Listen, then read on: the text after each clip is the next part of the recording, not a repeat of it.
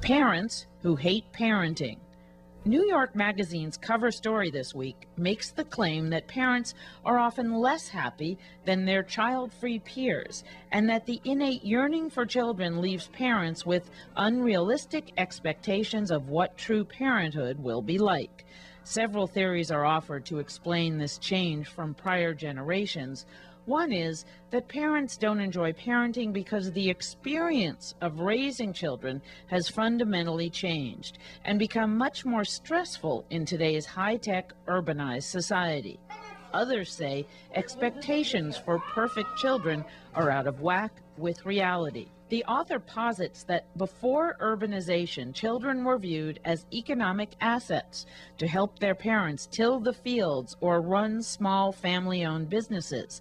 As America became financially better off, childhood became a time for parents to groom, teach, and stimulate their kids. So kids, in essence, went from being, as the author says, quote, staff, to being our bosses, end quote.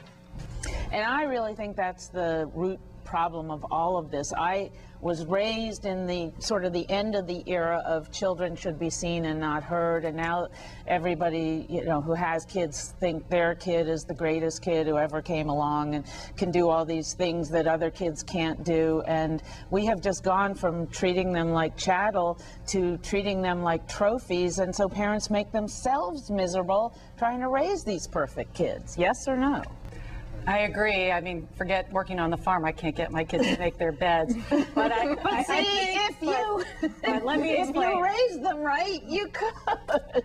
Here's what's happened. One of the greatest gifts that the women's movement of the 60s and 70s gave us was the right for women to enter the workforce.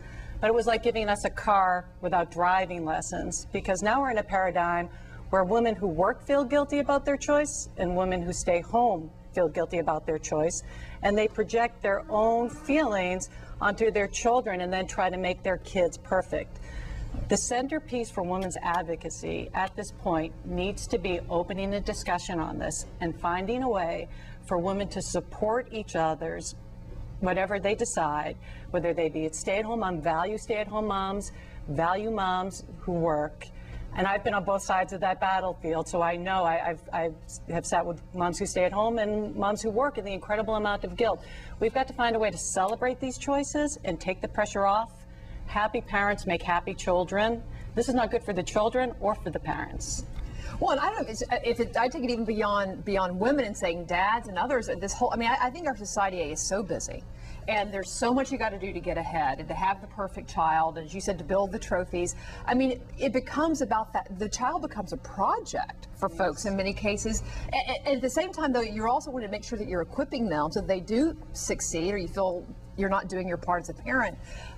You want to ask people to say, you know what, step back, and it's okay if the kid doesn't go to Harvard. I mean, that's easy for me to say because I don't have children, but I have 3 perfect nephews who I, you know, want the best for. But there's times when I'm like, you know what, is having them involved in this practice and this lesson and this additional language class, is that really going to make them happy or make them better people? Well, I don't understand how the average parent, and think for a moment of the average parent, does it in our society. There are no parental supports. Women who go out to work, and it's the woman usually who's responsible for the child, have to catch as catch can somebody to take care of the children. That's enough to make anybody crazy. It's a wonder we're not having the opposite problem, neglecting the children because you're being driven crazy. Well, we had that for a while in the beginning. We had latchkey kids, but that's from 20 years ago. And bear in mind that much of this sounds very upper middle class to me. Oh, no. If we want to talk about how the average woman, I'm talking about